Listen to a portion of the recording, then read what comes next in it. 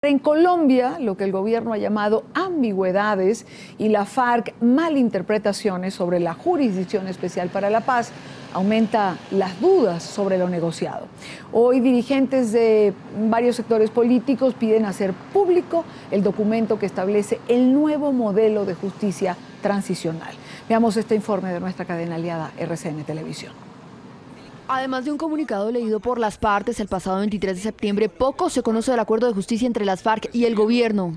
Hay textos cuya interpretación posterior a su redacción sugiere un cierto grado de ambigüedad que debe ser precisado.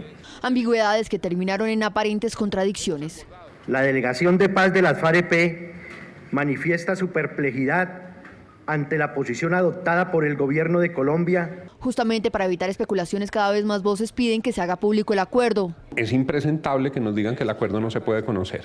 Y es impresentable porque los propios miembros de las FARC han dicho que el acuerdo debe ser revelado. Y no solo los vamos a conocer completos, sino que será nuestro voto el que dé el sí o el no para que se puedan aplicar esos acuerdos. Aseguran que el misterio alrededor de los 75 puntos sobre la Jurisdicción Especial para la Paz solo aumenta las dudas. Esto puede callar las voces de los opositores y dar tranquilidad a los colombianos. Se han publicado los otros acuerdos, ¿por qué no hacerlo en este tema que es fundamental? El gobierno debería publicar el acuerdo de justicia con la FARC. La FARC dice que no acordaron castigo, el gobierno que sí. En algo sí han coincidido FARC y gobierno. Se necesita un desarrollo legislativo para temas como las amnistías y las extradiciones. Bien, este va a ser tema para conversar en la tarde de hoy.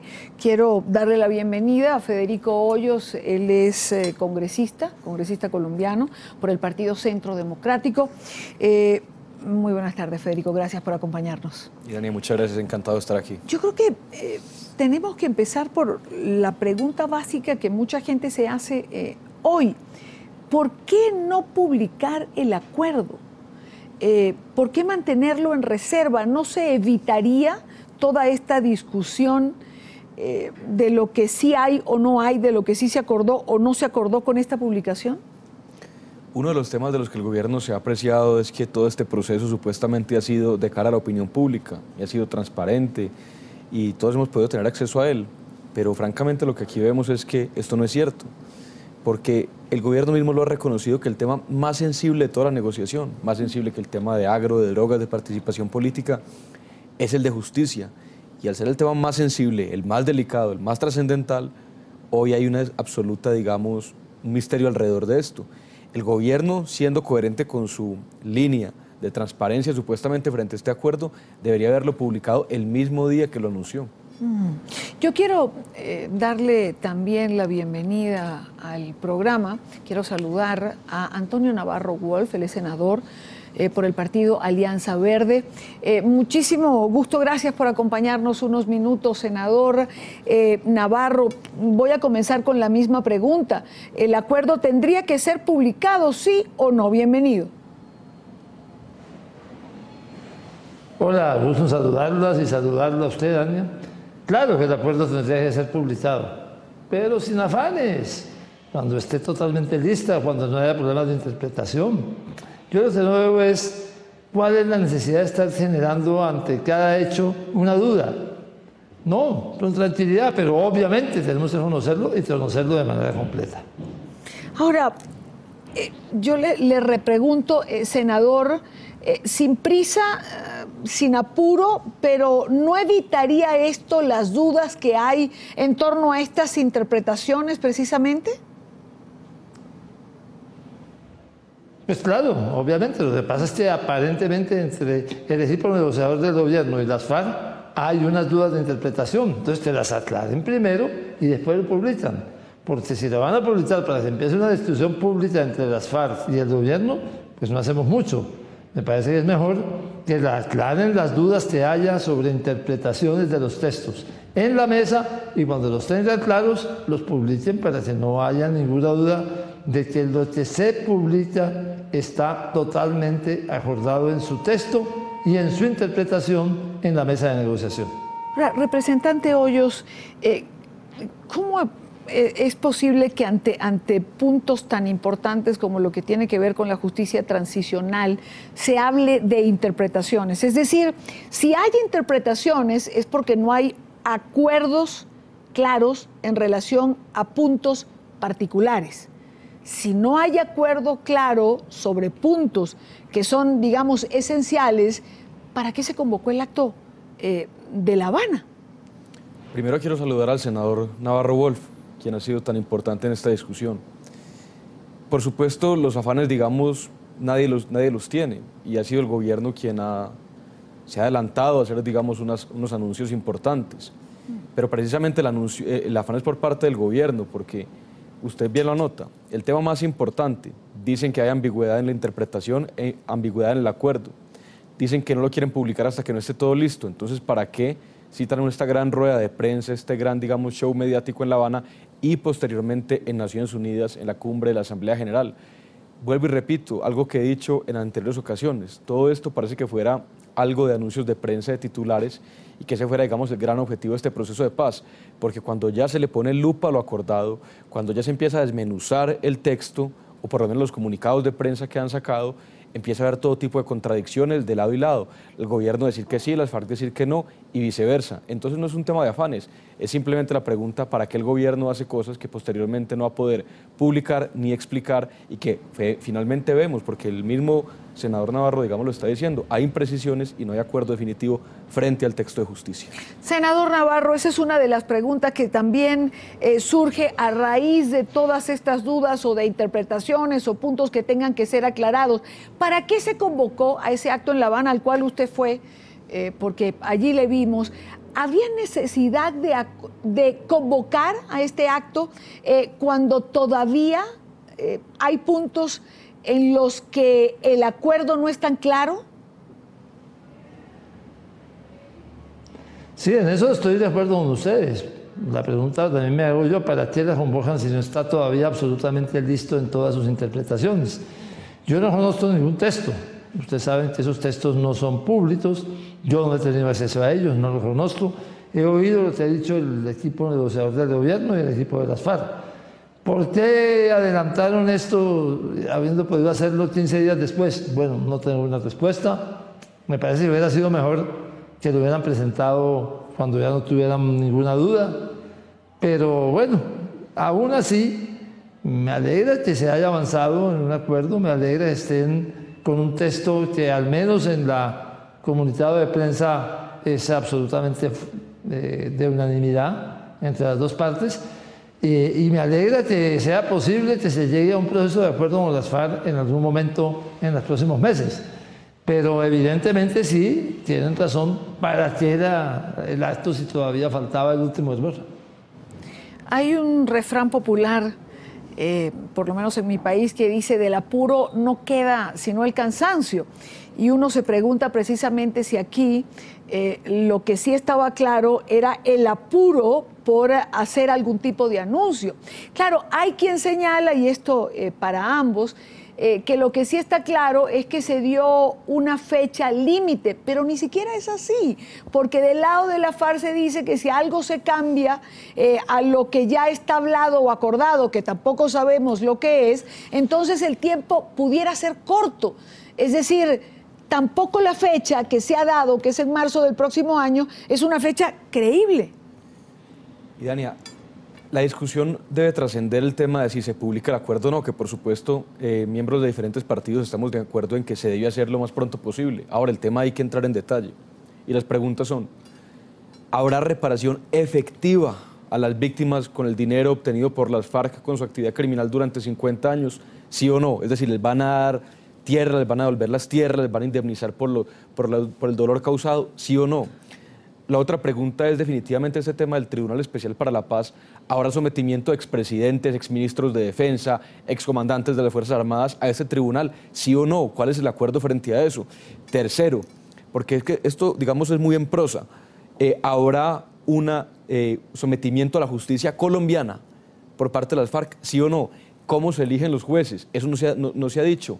Y el tema también, digamos, de la reclusión o de la privación de la libertad en condiciones especiales tampoco se sabe. El presidente Santos dijo que sería una zona con vigilancia específica, concreta. Las FARC han dicho que no. Incluso algunos han hablado de que estarán, digamos, libres en municipios haciendo trabajo social.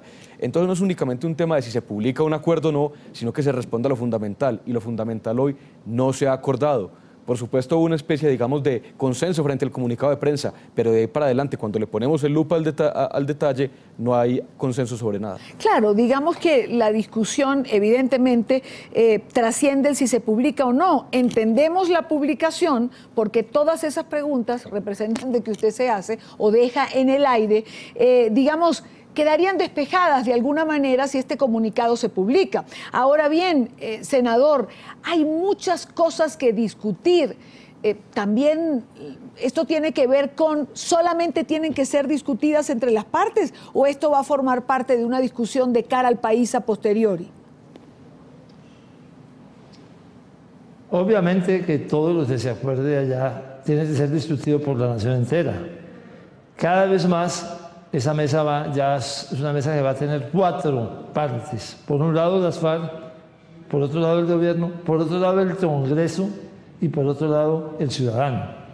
Este proceso está avanzando hacia una apertura de esa naturaleza, porque no va a poder quedar en firme sin las reformas que tiene que hacer el Congreso y sin la aprobación en las urnas que tiene que hacer el ciudadano. Pero por eso usted hay que tener tranquilidad. Yo a veces creo que pues nos entra un poquito como de ganas de criticar lo que todavía, porque podríamos estar discutiendo si lo que se acordó es bueno o malo, pero en este momento no lo tenemos completo más allá del comunicado de prensa.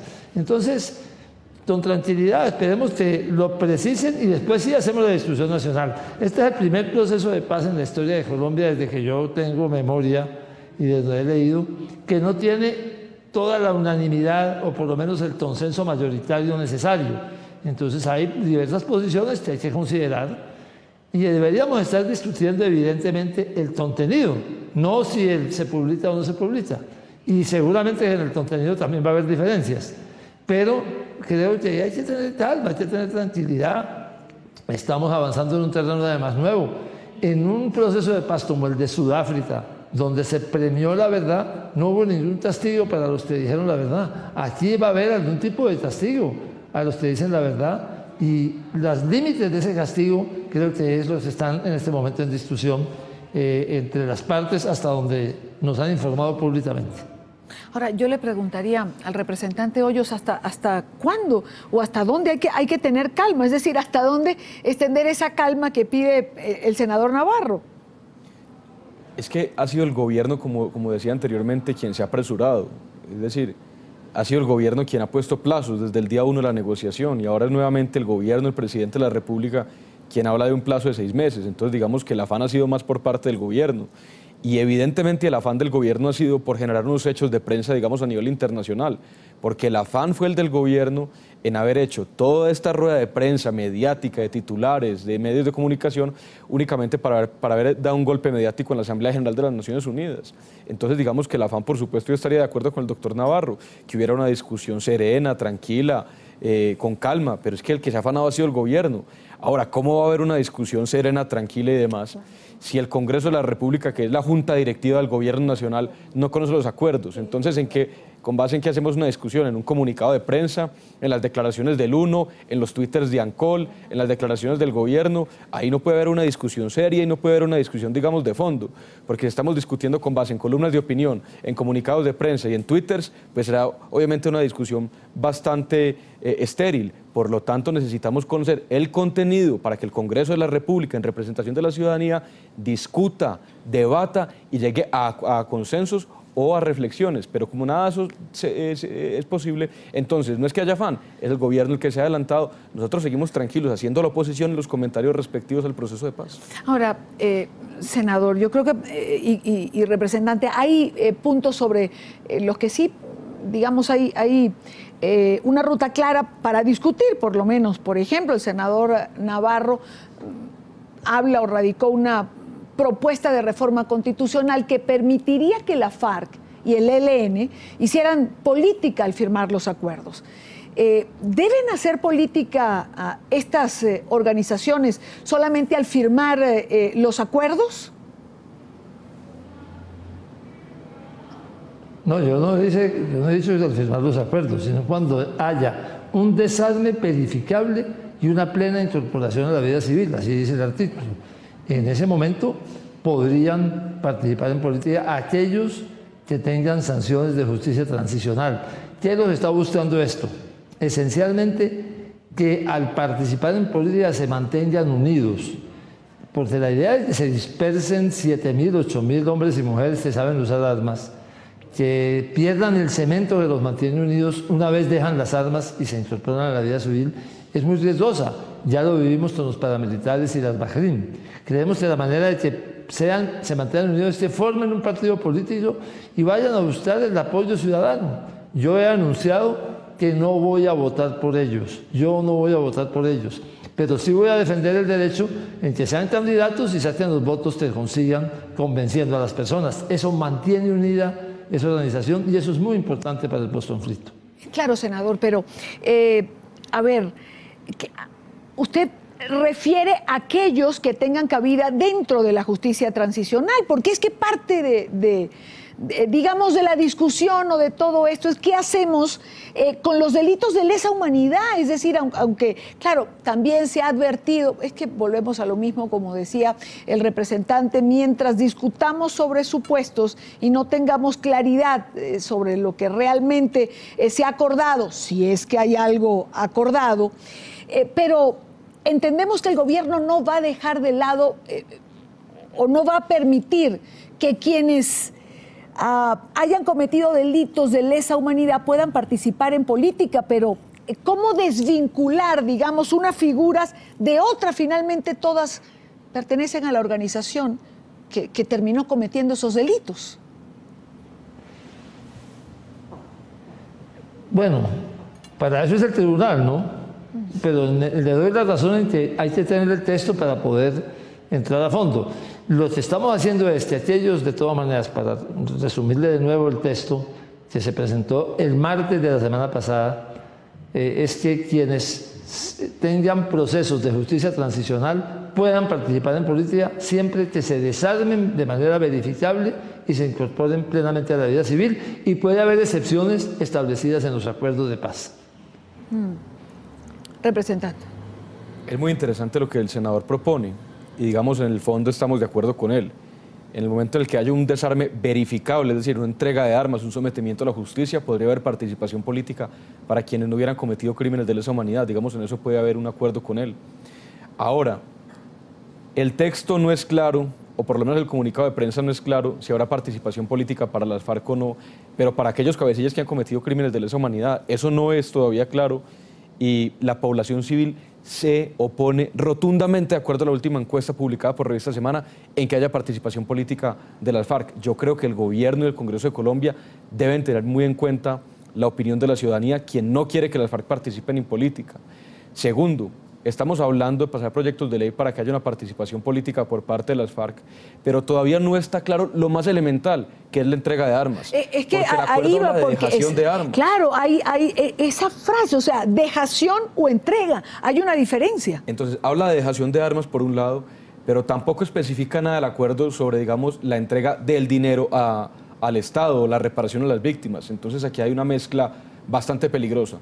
Una organización que quiere participar en política, incluso con el beneplácito de un sector amplio del Congreso, pero que al mismo tiempo no está entregando las armas, sino que las está dejando a un lado, y al mismo tiempo está quedando con todos los recursos. Entonces muchas personas han dicho, hombre, ellos no van a llegar a ningún lado, ellos no van a ser senadores, representantes, nadie va a votar por ellos. Yo respetuosamente hago un llamado de atención. ¿Cómo que no pueden llegar al Congreso unas personas que están armadas, ejerciendo presión armada en diferentes municipios del país y al tiempo tienen unos dinerales inmensos para hacer política? Yo creo que el país no puede descartar la posibilidad de que estos señores puedan efectivamente llegar a hacer política en unas condiciones totalmente desiguales, porque tanto el senador Navarro, quien está en el otro lado, como yo, somos personas inmersas en la democracia, que no tenemos ni un alfiler y que hacemos política únicamente con el argumento, no con armas. ¿Por qué el país entonces le va a abrir la posibilidad que unos señores que no han entregado las armas y que no han entregado su dinero obtenido ilícitamente puedan hacer política en la misma condición que nosotros? No entiendo eso. Quiero recordar una frase porque la recuerdo perfectamente del presidente Juan Manuel Santos en una entrevista que le hiciera a nuestra directora Claudia Gurizati, cuando hablaban precisamente de este punto y del dinero de la FARC, que el presidente le dijo a Claudia Gurizati, es que de este dinero se ha venido hablando, pero nunca hemos encontrado nada. Hemos dispuesto equipos para que busquen el dinero y este dinero no aparece. Y ellos me dijeron, decía el presidente Santos, que ese dinero fue gastado en la guerra. Senador Navarro, ¿todo el dinero de la FARC fue gastado en la guerra? Es decir, usted no tiene el temor que tiene, por ejemplo, el representante Hoyos, de que este dinero entre dentro de la campaña política precisamente para apuntalar los candidatos que vayan a ser apoyados por la FARC? Bueno, primero, de todas maneras, digamos que quien tenga armas no puede hacer política. Eso está por fuera de toda discusión y ha sido así en todo el mundo. De manera pues que tengan unas armas guardadas, no. Si no están desarmados de manera verificable, no pueden hacer política. Eso es un principio central. Ahora, el dinero, lo que pasa es que yo no sé, ahí sí no soy capaz de saber si tiene razón o no el presidente Santos. Cuánto dinero tengan, dónde lo tengan, cómo lo tengan, no lo sé. Han encontrado unas tierras que han expropiado del Estado, un ganado, hasta ahí es donde sé, pero no. Se encontraron hace muchos años unas taletas ahí con billetes, pero hace rato no se sabe nada de eso. De todas maneras, lo fundamental es que no tengan armas, que no tengan ninguna manera de coaccionar a la opinión pública para que puedan hacer política. Bueno, pues todo esto forma parte, digamos, de las discusiones que se harán a profundidad en el momento que se tenga el texto de este acuerdo. Hasta ese momento creo que también cabalgamos sobre elucubraciones. Sí, lo fundamental, el tema de las armas, yo diría que en medio de los desacuerdos, en medio, digamos, de los vacíos, porque no tenemos el acuerdo de los 75 puntos, por lo menos el comunicado de prensa, por lo menos la rueda de prensa de La Habana, habla de dejación de armas, no de entrega de armas. De manera que el senador Navarro y nosotros estaríamos de acuerdo aquí en que no habría posibilidad de participación política por parte de las FARC. No obstante, el gobierno se empeña y dice que es que la dejación de armas, digamos, de alguna manera tiene alguna validez. Nosotros nos oponemos rotundamente a que mientras no se entregue efectivamente las armas pueda haber participación política, acompañado de un sometimiento a la justicia por parte de las FARC, a la justicia colombiana, no a la justicia a la medida de las FARC, que la quieren hacer con magistrados elegidos a dedo por ellos. Eso no es justicia y tampoco es paz un partido que participa políticamente con X miles de fusiles guardados en caletas. ¿Usted quería agregar algo, senador? Porque me queda una pregunta ahora que estaba oyendo al representante Hoyos por hacer. Sí, no, yo creo que no podemos seguir dándole vueltas a esto de la dejación de las armas versus entrega. El asunto es más sencillo, es que se desarmen verificablemente. O dejándoselas a una comisión internacional, o tirándolas al mar, o destruyéndolas, pero que se desarmen. La entrega tiene un simbolismo de rendición. Los paramilitares le entregaron las armas al Estado, pero los paramilitares habían sido aliados del Estado. Entonces le entregaron el arma a su aliado. Pero en el caso de guerrillas, las han dejado de muy diversas maneras. Lo que no vamos a aceptar de ninguna manera es que las guarden a ver si después las usan. No. Eso sí, de ningún modo. Que se desarmen de manera verificable es esencial. Hay una pregunta que no quiero dejarla por fuera de esta conversación que tengo con ambos y tiene que ver con la elección de los magistrados que formarían este tribunal especial. Una de las cosas que más he leído de las críticas que se vienen escribiendo tiene que ver con los porcentajes. Es decir, no puede la FARC tener el mismo porcentaje para elegir los magistrados que van a formar parte de este tribunal que el gobierno que representa finalmente a toda Colombia y que representa la legalidad. Es decir, no pueden ir a partes iguales. Bueno, por un lado, Diana, yo quisiera simplemente como una nota decir que creo que es bastante infortunado decir que los paramilitares fueran aliados del Estado. considero que no es aliado quien los combate militarmente, quien los deporta y quien los mete a la cárcel. Eso como simplemente un comentario respecto a los comentarios del senador Navarro. Ahora, en cuanto a los magistrados, pues esa es una pregunta fundamental que el país debe conocer. El acuerdo el comunicado de prensa habla, digamos, de un tribunal elegido conjuntamente entre FARC y gobierno. La pregunta es, ¿desde cuándo los victimarios eligen a sus jueces? ¿Cuál sería, digamos, la legitimidad de un tribunal de esta índole? Y tercero, ¿por qué se ha excluido a las Naciones Unidas y a la comunidad internacional de integrar de ayudar a la integración de este tribunal y decirle a las FARC que si va a haber 6 jueces, escogen 3 el gobierno y 3 las FARC? Esa es una pregunta que queda en el aire y que nuevamente volvemos a lo mismo. Como no se ha publicado y como no se sabe nada, no tenemos certeza sobre este punto. Senador, ¿tendrían que ir a partes iguales? Es decir, ¿tendría la FARC la misma facultad o el mismo derecho del gobierno a elegir los jueces que van a formar este tribunal? Eso no puede ser formado por partes iguales, o por no. Tiene que ser encontrar juristas suficientemente respetados y respetables para que puedan hacer parte de ese tribunal. Eso no puede ser por cuotas. Yo no conozco el texto, pero a mí me parece que no puede ser por cuota. No es que usted nombre 3 y yo nombro 3. No. Debe ser gente suficientemente de peso propio para que las partes y el país los acepte como jueces. Pero no puede ser que yo nombro mis propios jueces. No, eso sí, pues, imagínese usted. Claro. ¿Cómo vamos a aceptar una cosa de esa naturaleza? Claro, y para que sea creíble de cara al país las decisiones que tome, si las toma en el momento en que sea pertinente este Tribunal Especial. Quiero agradecer a Federico Hoyos, representante colombiano por el Partido Centro Democrático, y Antonio Navarro Wolf, senador por el Partido Alianza Verde. Gracias a ambos. Gracias, senador. Buena tarde para usted. Muchas gracias. Esté muy bien. Gracias a usted. Y a usted, representante, gracias por acompañarnos igualmente. Gracias,